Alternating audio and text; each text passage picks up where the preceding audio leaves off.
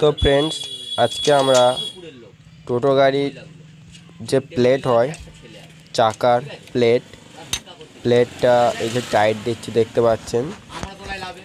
প্লেটটা টাইট দেওয়ার ভালো করে টাইট দিয়ে দিচ্ছি। এটা নতুন প্লেট আমরা লাগিয়েছি।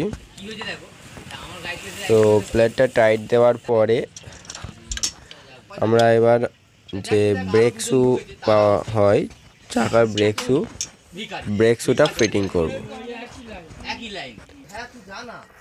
তো আমরা ব্রেক শু ফিটিং করার আগে প্লেটটা ভালো করে টাইট দিয়ে দিলাম। এবার ব্রেক শুটা আমরা কিভাবে ফিটিং করছি তোমরা দেখুন। ব্রেক শুটা ভালো করে ফিটিং করতে হবে। ব্রেক শু ফিটিং করার পরে দেখুন ভালো করে চেপে বসিয়ে দিতে হবে। এবার যে ক্লিপ পাওয়া যায়, ক্লিপটা ভালো করে আটকে দিতে হবে, দিয়ে আর লক দিয়ে দিতে হবে, যাতে না ব্রেকটা চাকাটা মানে গাড়ি চলাকালীন বেরিয়ে বাইরে আসতে পারে। ওকে, চাকার সাইডে চলে আসতে পারে।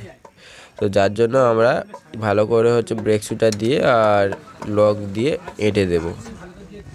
তো এইভাবে আমরা একটা টোটোর ব্রেক ফিটিং করি। আর ভিডিওটা যদি তোমাদের ভালো লাগে, প্লিজ লাইক, শেয়ার আর কমেন্ট করতে ভুলবেন না। চলুন, টাটা।